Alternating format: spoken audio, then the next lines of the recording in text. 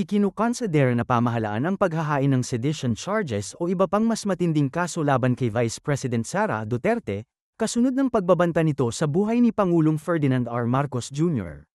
Sa press briefing sa Malacanang, sinabi ni Justice, DOJ, Undersecretary Jesse Hermogenes Andres na ikinukonsider na nila bilang mastermind ng assassination plot sa Pangulo, sa unang ginang, at sa House Speaker ang Vice Presidente, kasunod ng mismong pag-amin nito sa plano sa isang video. Mahaharap aniya sa legal na aksyon ang ikalawang Pangulo. Tinitignan rin aniya nila ang conspiracy at tinutukoy na rin ang pagkakakilanlan ng mga posibleng kasabuat sa planong ito. Sec Jen, hingi lang po ako ng clarification ha. I hope you don't mind. Opo.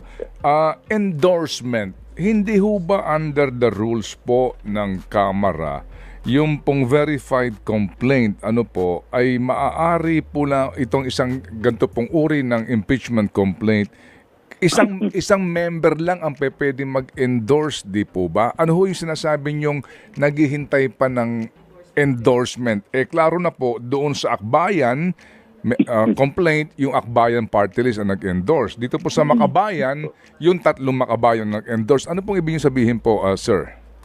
Meron pong nakikiusap na mga congressman pa humingi silang kopya ng complaint. No? Pinag-iisipan nila kasi i-endorse nila yung one of the two complaints. No?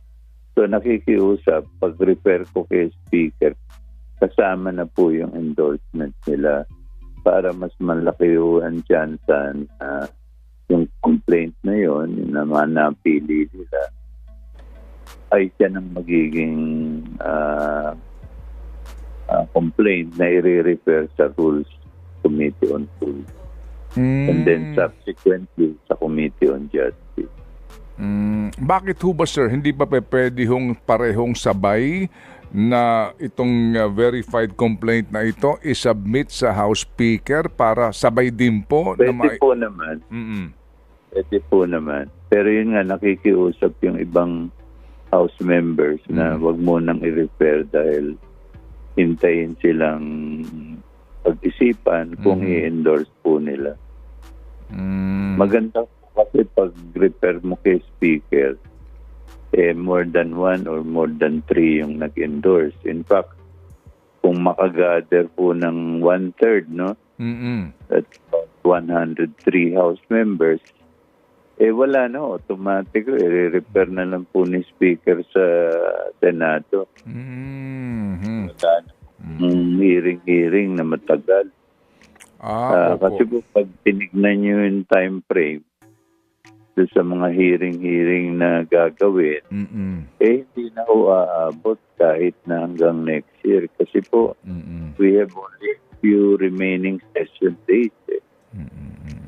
Opo. So, Sec Jen, kumbaga po, ito hong gusto ho munang i-hold ang referral po sa Speaker kasi in case po ba na mai-refer na sa Speaker at mai-calendar ng Committee on Rules at hindi na ho pwedeng mangalap po ng 1/3 na signature among the members of the House para po... Pwede pa naman po. Pwede pa rin. Pwede naman po. Pero yun nga pag na-refer na sa Committee on Justice, the Committee on Justice takes over the complaint, no? At pag sinabi nila okay na yan, in form and substance, pwede nang pagbotohan yan for the endorsements. Kasi talagang ngayon, wala akong nag-i-endorse pa except for the complainants po, no? Kunyari, Makabayan. Lang, yung Makabayan Black complaint, tatlo lang po. Wala akong nadadagdag So, ang chance sa unan na dumaan sa Committee on Justice at matapos ng Committee on Justice within 60 session days, no? Malabo po yun. Opo. Given our legislative calendar. Opo na ito, naunawaan po namin. Pero Sec Jen, ito sa rules lang po tayo. Kapag ho ba nag-take cognizance na ang Justice Committee sa complaint, pwede ho bang kunin po iyon nung 1/3 votes o signatures ng mga members? Kumbaga, pwede ho bang ma-bypass na po yung Justice Committee proceedings and then, pwede pa rin? Pwede po. Pwede pa rin po. Ayun. At any point in time, pwede po yun. Okay. Opo. Basta makagather ng 1/3, no, minimum Opo. of 1/3 or 103, 103 House members na nakapirma po at i-certify po, kailangan humarap sa akin na talagang ini-endorse nila, no? Opo. Under our rules, hindi pwedeng pakita lang sa akin na pinirmahan. Opo. Kailangan ma-verify na pinirmahan talaga. Yes, sir. Yes, ng sir. Opo, House sige. member na yun. Opo, sige. So, Sec So, Gen... mabigat po yung trabaho ng Sec Gen. Opo, we understand. So, Sec Gen, ganito po. Sino po itong nakikiusap sa inyo at para baga nagpapahintay pa na doon sa third impeachment complaint? Hindi ko masasabi yung pangalan pero they belong to both minority and majority. Kaya kailangan pakinggan natin sila. Hindi naman pwede yung baliwalain. Tapos nga po, pagka binaliwala natin, hindi nila in-endorse, malabo kung matapos yung complaints na yan within the limited time, no? Na makikita natin sa legislative calendar. Kunyari po, ang magre-resume kami January 15, no? And then mag-adjourn na po sa February 7. So, pag tinignan nyo, that's less than mga 12 session days. Opo. At ang balik niyo ho ninyo ay June 2 na, no? Opo. Opo, yung June 2, ang tawag po dyan, lame duck session. Opo. Kung mga natalo, siyempre po, wala sa mood na pumasok. Opo.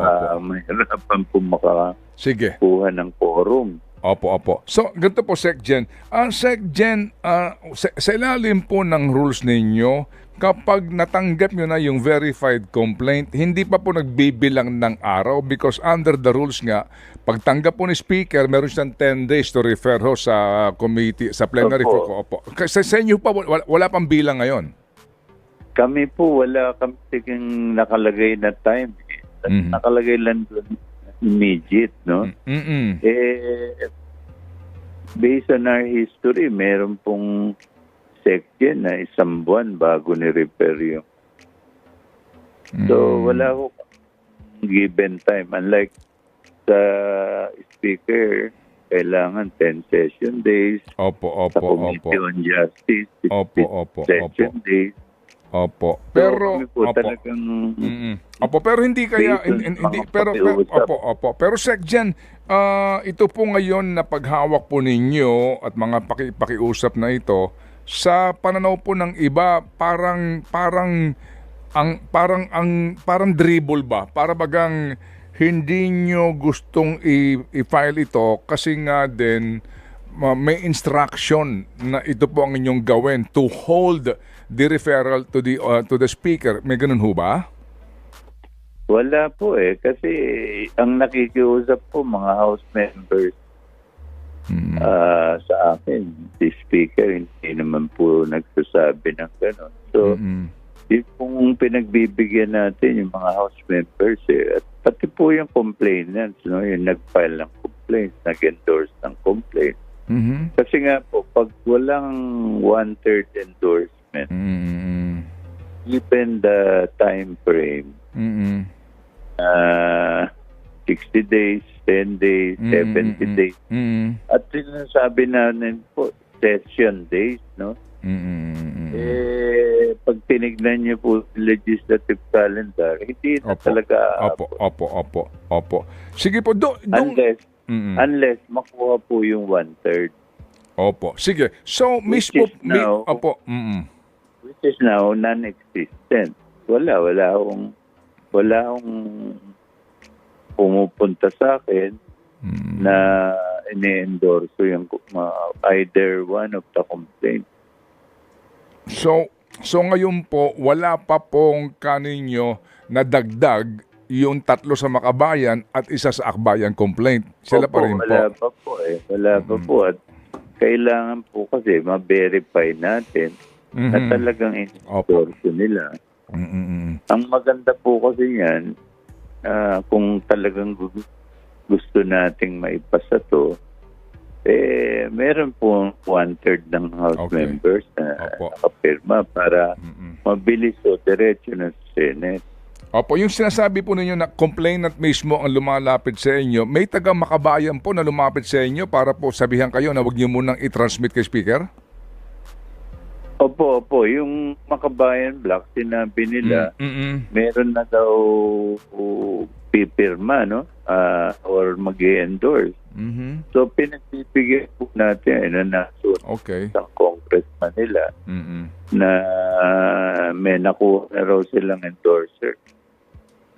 Okay, opo. Sige. So, yun po yung inaantabayanan natin. Opo, sige po. So, nakantabay ho kami dito sa update po, Sec Jen, kasi nga marami nagtatanong kung ano na nangyari doon sa impeachment complaint, di ba? Oo. Kasi nga po, pagka nirepair natin si Speaker, papatak na po yung metro eh. Sa amin po, walang metro eh. Kasi si Speaker has 10 session days. Tapos Justice has 60 session days. So pag binilang niyo po yung maximum time, hindi na po makakasa tong impeachment complaint. Opo. Pero yun hubang patak ng 1-year ban, kailan magsisimula kung supposed to be po, Sec Jen? Pag sinabi po ng Committee on Justice na this is the complaint. Kapag when they take cognizance of the complaint. Opo. Okay. Yun na po. Okay. Sige. So salamat po, Sec Jen, sa inyo pong paliwanag para mas maintindihan po ng ating mga kababayan. Maraming salamat din ka Ted. Opo. Salamat po naman. Opo. Thank you si Secretary General Reginald Velasco ng Kamara de Representante. Para po doon sa mga nagtatanong, anyari na sa impeachment complaint. Yun ho pala ang sinasabi po ni Sec Jen. Meron daw ho nakikiusap na pangatlong grupo at mismo daw po may mga nagsasabi ng mga kongresista na wag mo munang i-serve yan, i-forward yan dito po sa Speaker's Office kasi gusto namin pag-aralan yung complaint. At baka kami maging endorser din ng complaint na iyan, Madam Chair. Oo, Madam Chair. So, base sa pagkakaintindi natin, mas gusto nila na talagang umusad, kaya pinauupo pa sa table ni Sec Jen itong dalawang impeachment complaints. Kasi sinasabi nga niya, within the time frame, kung ipipilit na ilagay agad, 'di ba, at i-transmit kay House Speaker, walang mangyayari sa impeachment. So antayin niya yung endorsement from other House members na sinasabi niya hindi man niya pinangalanan pero meron daw mga lumalapit na teka lang. Hintayin mo. Dahil baka may endorso kami sa isa sa mga complaints na iyan. May ganon. Right. Sige. So alam nyo ngayon posibleng mag-shortcut. Hintayin natin, mahirap tayong maging adelantado.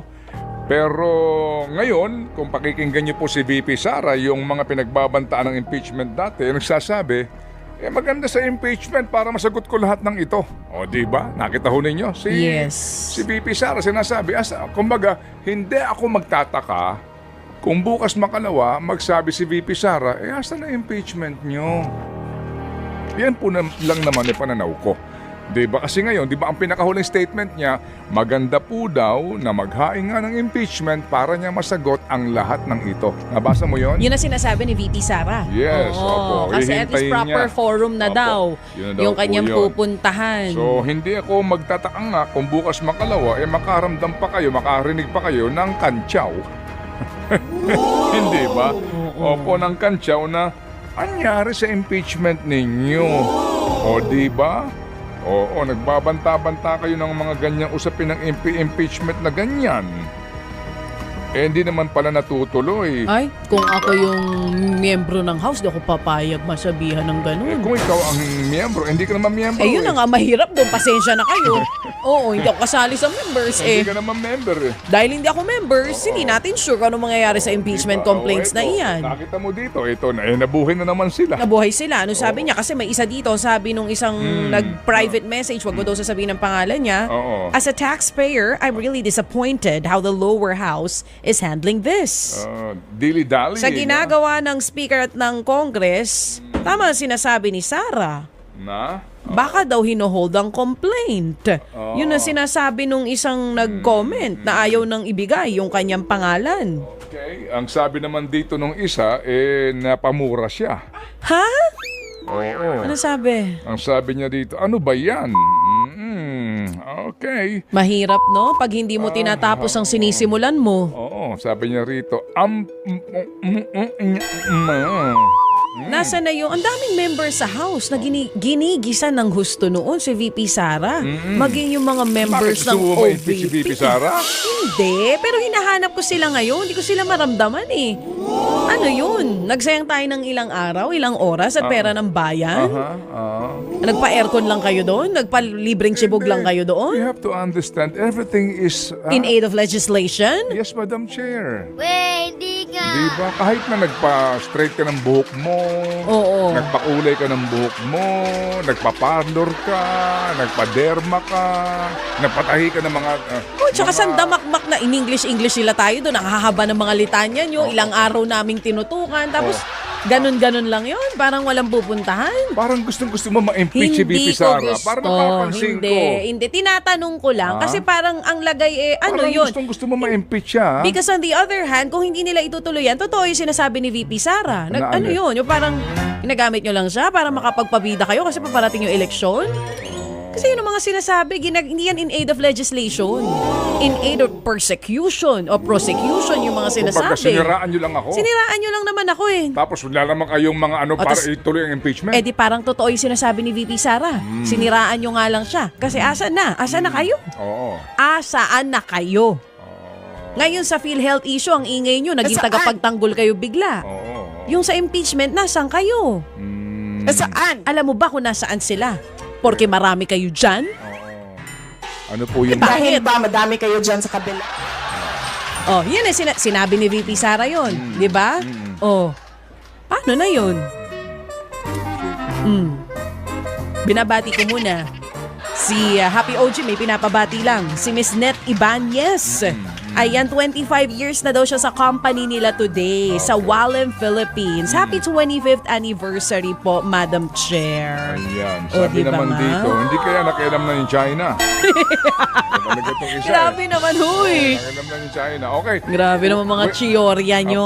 Wait lang po kayo. Ang tamang oras ngayon, 9:35 na po ng magandang Tuesday morning. At ang tamang oras na yan, hatid sa inyo ng Boss Mastery Coffee. Boss Mastery Coffee, sa kanya pong amoy pa lang. At sa lasa, alam mo nang di kalidad ang coffee beans at puno ng sangkap na galing sa mangosteen. Kaya po naman talagang, ang sarap. At mainam pa sa ating pangangatawan dahil may xantone. O diba? Boss Max 3 Coffee, kapeng mangosteen sa Sarap! Available yan sa Mercury Drug, sa Watson, 7-Eleven, Southstar Drug at sa mga piling supermarkets nationwide. Samantala po naman, anumang panahon, anumang okasyon sa biyahe ng buong pamilya o barkada, masarap kasama ang Photon Tuano Passenger Van. Baby girl, pagpipili ka ng gusto mong kunin na van, Ay, maging nabagong panghanap isip. buhay, Kulay itim na pambarkada ang gusto ko. o pampamilya, ito ho mga kapatid, executive van ang features nito. Bakit ika ninyo? Manual man o automatic, kayang-kaya ang hanggang 15 pasahero. At meron siyang high roof. Mataas po ang kisame kaya nga hindi po nakayuko ang pasahero mo with dual zone air conditioning pa. At powered by a reliable 2.8-liter Cummins diesel engine. Malaki ang kaha at may added safety features pa. Para nga sa suwabe at komportableng biyahe, Photon Tuano van starting SRP at 2,160,000 only. Photon Tuano van. Punta na sa pinakamalapit na Photon dealership sa inyong lugar. May naghihintay na exclusive deals para sa inyo.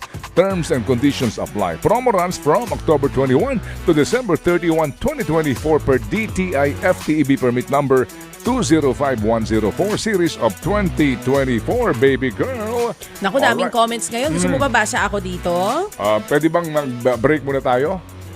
Ikaw, kung gusto mong nagbe-break tayo Dali lang. O sige, mga Kasi- kapatid, babalikan namin itong mga mensahe Meron nyo tayong winner today sa ating What's on Your yes Mind. po, ready At na siya.